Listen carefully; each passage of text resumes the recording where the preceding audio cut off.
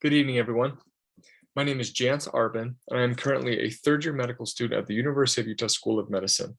And first off, I would like to say thank you for this opportunity to present this poster, and I would like to apologize that I will not be able to be there personally over Zoom in order to present this poster. But again, thank you so much for this opportunity, and I apologize for not being there. But today I will be presenting a poster called Causes of Photophobia in Children Evaluated at the Tertiary Eye Center. And some background information on photophobia. Photophobia can be defined as an extreme sensitivity and aversion to light, which can be very painful and difficult to live with. Photophobia is very debilitating in the adult population, and even more so in the pediatric population due to their inability to truly voice their symptoms. And it can also be extremely frustrating to the providers who take care of these patients because of the perplexing etiologies and the reasons behind this condition.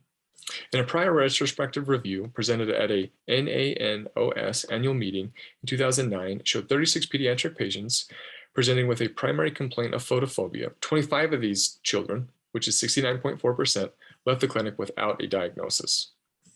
In this study, the goal was to analyze the causes of photophobia and better understand why so many children leave the clinical office without a specific diagnosis. In order to perform this study, we did a new retrospective study of patients less than 18 years old presenting to the University of Utah ophthalmology and optometry clinics with a primary complaint of photophobia between July 1st, 2016 and August 6th, 2021. We documented the demographics, pertinent past medical history, diagnoses, and treatments of this population. There were 304 pediatric charts that were identified, and 125 unique patients were included for this analysis, with the most likely exclusion factor being photophobia and light sensitivity was more of a symptom and not necessarily a diagnosis. What was found is that migraine headache was the most common identified cause of pediatric photophobia at 29.6%. Eyelid inflammation / abnormality was at 7.2%. And high morbidity and vision-threatening conditions such as pediatric glaucoma, inherited retinal disease, and intracranial masses was found at 3.2%. There were other identifiable causes that made up 29.6% of the population, and cases with a cause that was unidentified was 30.4%. And treatment of this condition was generally symptomatic with tinted lenses at 47.2%. But often no treatment was offered at 21.6%, and patients were simply observed and asked to come in if their symptoms worsened. And although many neurologists and headache specialists may be aware of the common causes of photophobia in children and even adults, many ophthalmologists and family practice providers remain unaware of these causes.